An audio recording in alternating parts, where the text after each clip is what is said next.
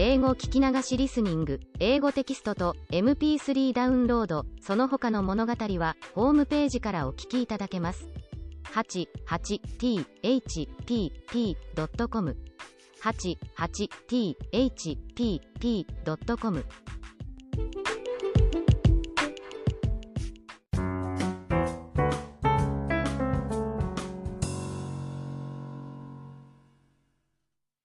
Cinderella.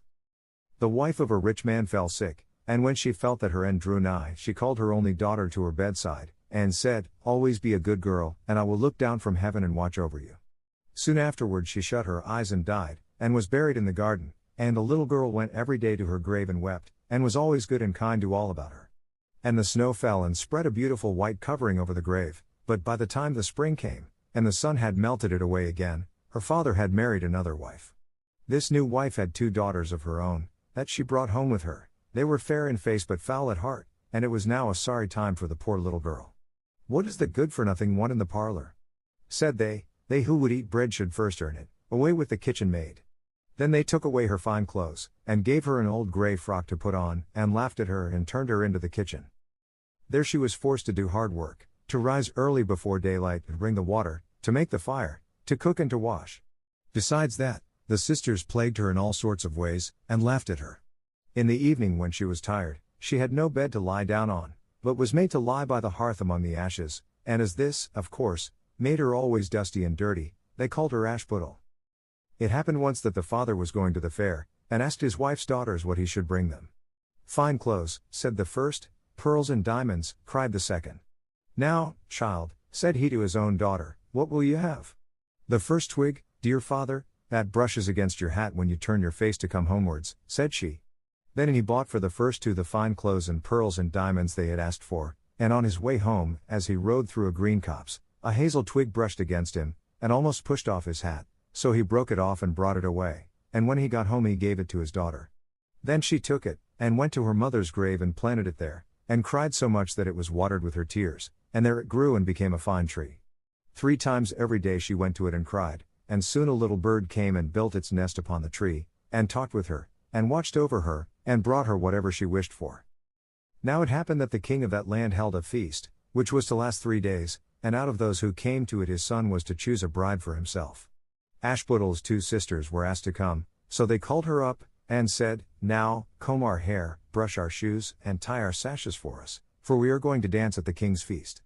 Then she did as she was told, but when all was done she could not help crying, for she thought to herself, she should so have liked to have gone with them to the ball, and at last she begged her mother very hard to let her go. "You, Ashputtel," said she, "you who have nothing to wear, no clothes at all, and who cannot even dance, you want to go to the ball?" And when she kept on begging, she said at last, "To get rid of her, I will throw this dishful of peas into the ash heap, and if in 2 hours' time you have picked them all out, you shall go to the feast too." Then she threw the peas down among the ashes, but the little maiden ran out at the back door into the garden, and cried out, "Hither, hither, through the sky, turtle doves and linnets, fly. Blackbird, thrush, and chaffinch gay, hither, hither, haste away. One and all come help me, quick. Haste ye, haste ye. Pick, pick, pick." Then first came 2 white doves, flying in at the kitchen window, next came 2 turtle doves, and after them came all the little birds under heaven, chirping and fluttering in, and they flew down into the ashes. And the little doves stooped their heads down and set to work, pick, pick, pick, and then the others began to pick, pick, pick, and among them all they soon picked out all the good grain, and put it into a dish but left the ashes. Long before the end of the hour the work was quite done, and all flew out again at the windows. Then Ashputtel brought the dish to her mother, overjoyed at the thought that now she should go to the ball. But the mother said, "No, no. You slut, you have no clothes, and cannot dance, you shall not go." And when Ashputtel begged very hard to go, she said, "If you can in 1 hour's time pick 2 of those dishes of peas out of the ashes, you shall go too." And thus she thought she should at least get rid of her. So she shook 2 dishes of peas into the ashes. But the little maiden went out into the garden at the back of the house, and cried out as before, "Hither, hither, through the sky, turtle doves and linnets, fly. Blackbird, thrush, and chaffinch gay, hither, hither, haste away. One and all come help me, quick. Haste ye, haste ye. Pick, pick, pick." Then first came 2 white doves in at the kitchen window, Next came 2 turtle doves, and after them came all the little birds under heaven, chirping and hopping about. And they flew down into the ashes, and the little doves put their heads down and set to work, pick, pick, pick, and then the others began pick, pick, pick, and they put all the good grain into the dishes, and left all the ashes. Before half an hour's time all was done, and out they flew again. And then Ashputtel took the dishes to her mother, rejoicing to think that she should now go to the ball. But her mother said, "It is all of no use, you cannot go, you have no clothes, and cannot dance, and you would only put us to shame," and off she went with her 2 daughters to the ball. Now when all were gone, and nobody left at home, Ashputtel went sorrowfully and sat down under the hazel tree, and cried out, "Shake, shake, hazel tree, gold and silver over me." Then her friend the bird flew out of the tree, and brought a gold and silver dress for her, and slippers of spangled silk, and she put them on, and followed her sisters to the feast. But they did not know her, and thought it must be some strange princess, she looked so fine and beautiful in her rich clothes, and they never once thought of Ashputtel, taking it for granted that she was safe at home in the dirt. The king's son soon came up to her, and took her by the hand and danced with her, and no one else, and he never left her hand, but when anyone else came to ask her to dance, he said, "This lady is dancing with me." Thus they danced till a late hour of the night, and then she wanted to go home, and the king's son said, "I shall go and take care of you to your home," for he wanted to see where the beautiful maiden lived. But she slipped away from him, unawares, and ran off towards home, and as the prince followed her, she jumped up into the pigeon house and shut the door. Then he waited till her father came home, and told him that the unknown maiden, who had been at the feast, had hid herself in the pigeon house. But when they had broken open the door they found no one within, and as they came back into the house, Ashputtel was lying, as she always did, in her dirty frock by the ashes, and her dim little lamp was burning in the chimney. For she had run as quickly as she could through the pigeon house and on to the hazel tree, and had there taken off her beautiful clothes, and put them beneath the tree, that the bird might carry them away, and had lain down again amid the ashes in her little grey frock. The next day when the feast was again held, and her father, mother, and sisters were gone, Ashputtel went to the hazel tree, and said, "Shake, shake, hazel tree, gold and silver over me." And the bird came and brought a still finer dress than the one she had worn the day before.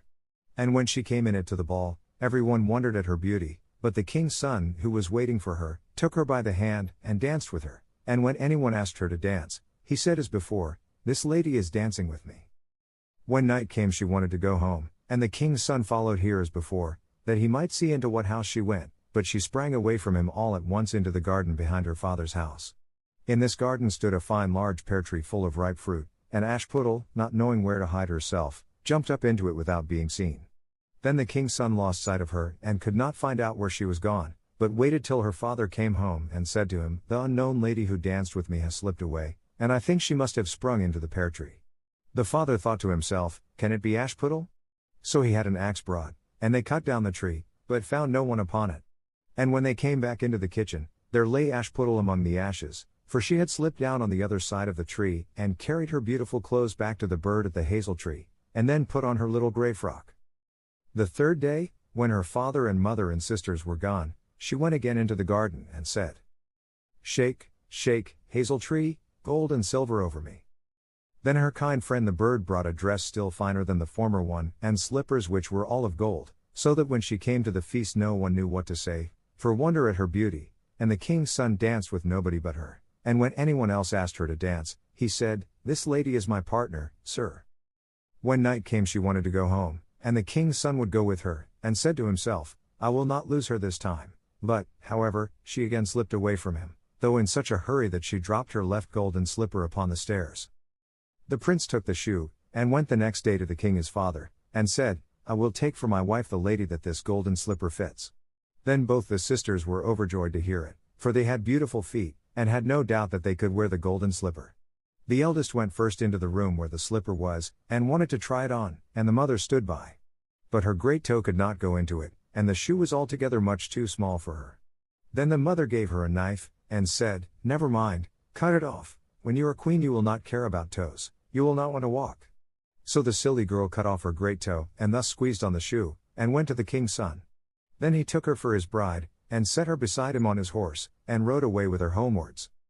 But on their way home they had to pass by the hazel tree that Ashputtel had planted, and on the branch sat a little dove singing, "Back again. Back again. Look to the shoe. The shoe is too small, and not made for you." Prince. Prince. Look again for thy bride, for she's not the true one that sits by thy side. Then the prince got down and looked at her foot, and he saw, by the blood that streamed from it, what a trick she had played him.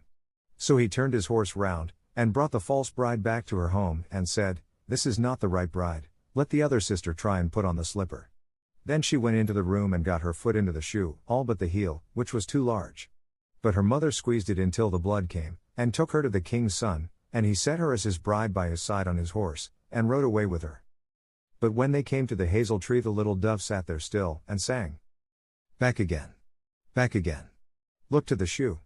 The shoe is too small, and not made for you. Prince. Prince. Look again for thy bride, for she's not the true one that sits by thy side. Then he looked down, and saw that the blood streamed so much from the shoe, that her white stockings were quite red. So he turned his horse and brought her also back again. This is not the true bride, said he to the father. Have you no other daughters? No, said he, there is only a little dirty ashputtel here, the child of my first wife. I am sure she cannot be the bride. The prince told him to send her. But the mother said, No, no, she is much too dirty, she will not dare to show herself.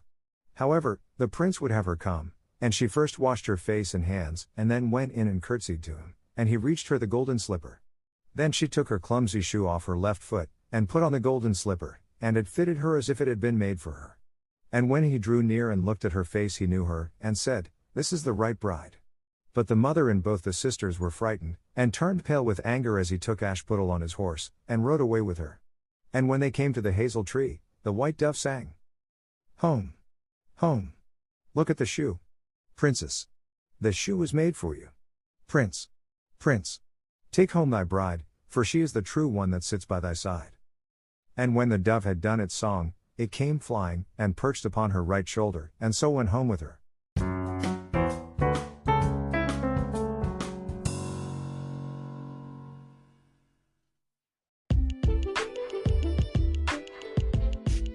英語聞き流しリスニング、英語テキストと MP3 ダウンロード、その他の物語はホームページからお聞きいただけます。